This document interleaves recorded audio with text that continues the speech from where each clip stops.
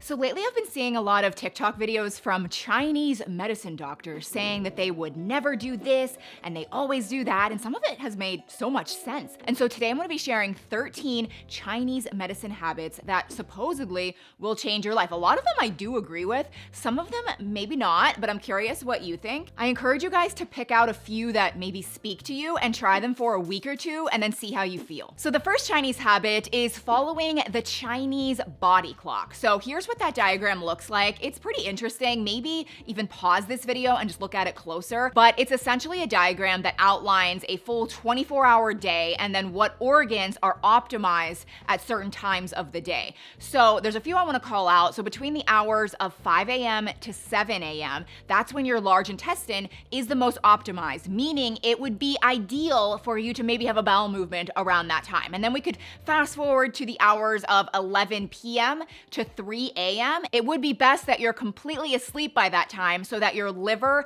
and your gallbladder can actually do what they need to do, which is, build more blood cells, detox, and, help with cellular repair. Now, another Chinese habit is tongue mapping, and this one's also really interesting. So the Chinese do a daily check on their tongue to get a glimpse of what's going on inside their body. It's like a health check to them. And so I'm gonna insert another diagram. It is like a map of the tongue where different sections of the tongue correspond with different organs on your body. And then here is another diagram. Again, you can pause to read and really look at it, but it gives different characteristics that you should look for on your tongue to determine if your body is struggling in different areas. So it could be that you have a white coating on your tongue. Maybe you have scalloped edges. Maybe your tongue is really red all over, or maybe it's just red at the tip. So here's my tongue today.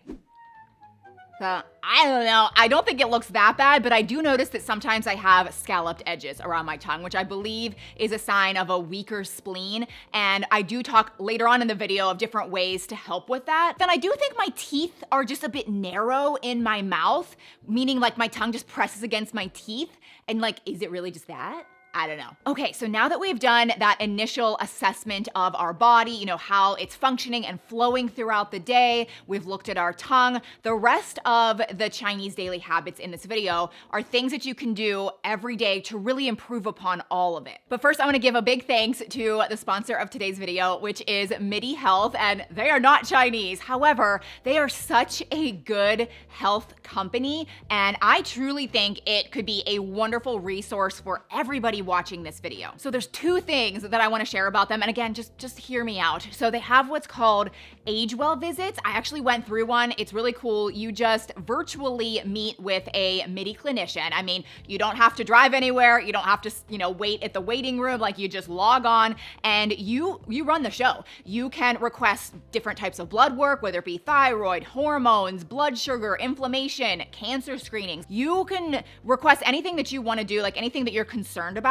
And then they meet with you as often as you want. You can recheck things. They can recommend different supplements that you should take or maybe that you shouldn't take. And when I met with them, I specifically asked this question, if you want to be more medical based, that's fine. Or if you want to steer it towards more holistic or homeopathic options, they can go that direction as well. And you can do self-pay or insurance when available. So I will have a link down below if you want to schedule your own Age Well visit. And then I'm also going to have another link just to their supplements for you to check out. These are the creatine gummies that I really like. Creatine is often just thought of as a man thing, after they exercise or work out, but we actually, as women, have 70 to 80% less creatine stores than men, and that can really contribute to our muscle loss, bone loss, brain fog, that kind of thing. So this gives you 3 grams of creatine monohydrate, which is the gold standard. It also has fennel seed extract, which helps with digestion and bloating. You take 3 a day. It's really tasty, and it's just a lot better to take than the powder form that I feel like every other brand sells.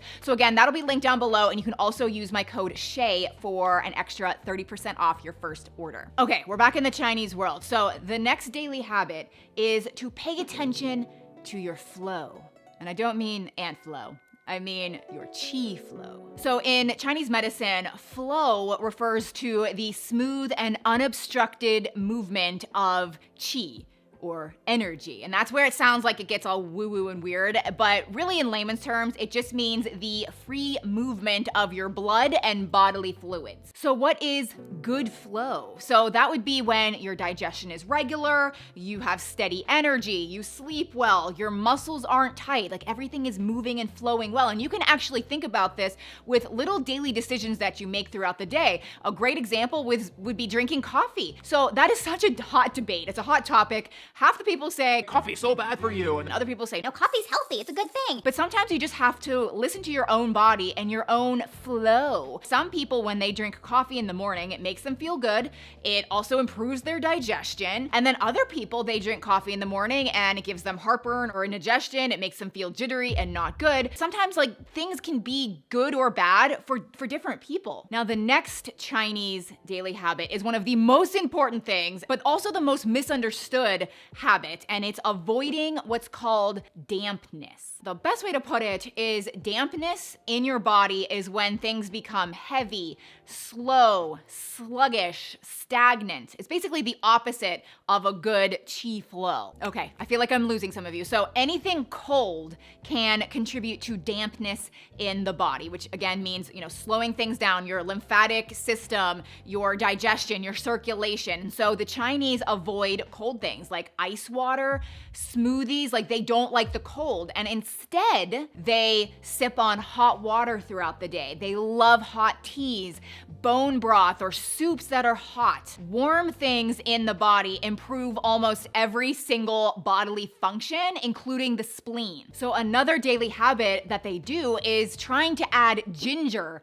to literally anything throughout the day. It could be food, it could be liquid, but they really try to do this every day because it warms up that fire within them. It helps to improve digestion, it increases energy, it kind of tames down the dampness in the body. And then another way to add warmth to your food is actually sprinkling cinnamon to your fruit when you can. So they do that all the time because it helps to decrease those blood sugar spikes, and it also helps to improve the metabolism. Now, as far as daily food habits, the Chinese always eat according to the seasons. And so I made a whole list here.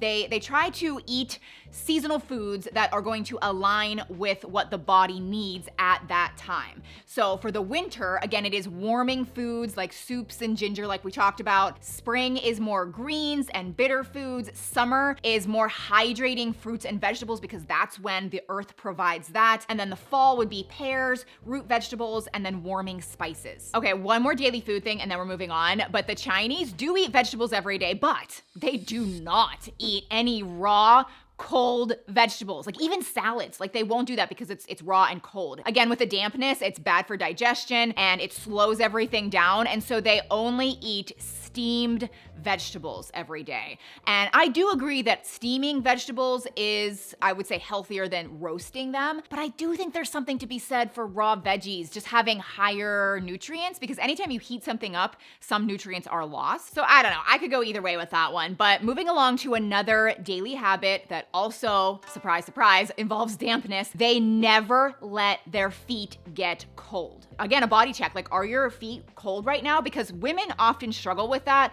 And again, it can be a sign of your spleen not working properly. Maybe you have poor circulation through the body. Chinese women especially will always in the house be wearing slippers to prevent their feet from getting cold. Sometimes I will even warm up, I call it my cat bag, which I've explained this like so many times. I used to have one that looked like this. It had cats all over it. So I would put it in the freezer or I would microwave it to get it hot, but I just called it my cat bag.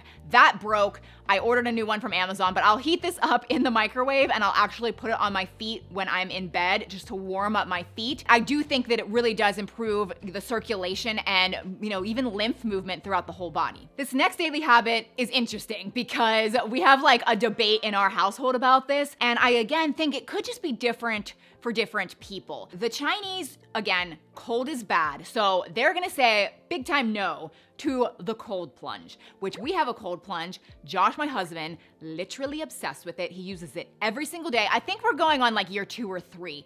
every single day he does this, and it's 37 degrees, and it's helped his back, it's helped so many ailments on his body. So he swears by it. I keep reading that it's not so great for women because it spikes our hormones and cortisol levels, and I don't know. I just have a bad feeling about it, and I could be wrong. I just haven't done it myself. I feel so good when I get in our sauna. Right here, or on whatever side, I'm going to link a recent sauna video that I did, and the Chinese love the sauna. And that's not surprising now that you've learned a little bit more about them. I mean, they love the heat. They think it just makes everything flow and work better in your body. I agree with that. Let me just tell you, ever since getting this hot box sauna, I talked about that in the video. Like, my whole life has changed, and it's probably one of the best purchases I've ever made for my life. So at the end of this video, I actually will put another link to that sauna video that I recently created. If you have ever thought about maybe buying a sauna for your home, this one fits in your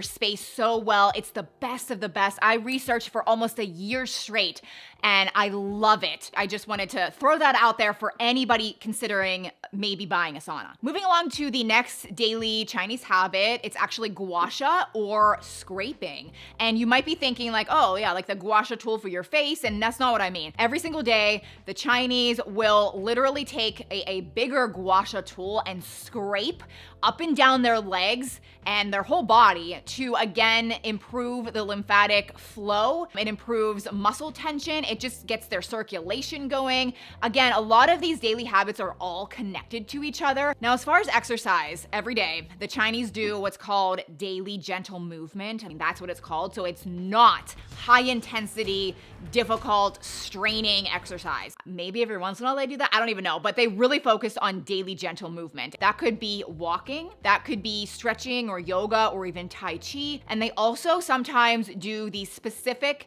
very interesting movements. I wrote them down. So one is called the lymphatic hop. So that's what I'm doing. That's what it is. Then there's the arm rings, and then the body waves. So they will literally set aside time to do this gentle movement that, again, will improve the flow and the function of their whole body. Another thing that the Chinese try to do every day is acupressure. So that is different than acupuncture. So this is when you target specific pinpoints on your body to reduce inflammation, again, help with the gut and digestion, and then mainly calm the nervous system. That's kind of the point of it. So a lot of Chinese like to do this before bed, and there's a lot of different routines. And so I scoured all these different ones, and I found one that I actually did notice a difference when I did it before bed. And so it's kind of weird, but this is what you do. You could try it out. You actually take your wrists and you rub your wrists back and forth 40 times on both sides. It actually goes really quick because you do it pretty fast. Then you actually find this specific spot on your knee. So you would take your 4 fingers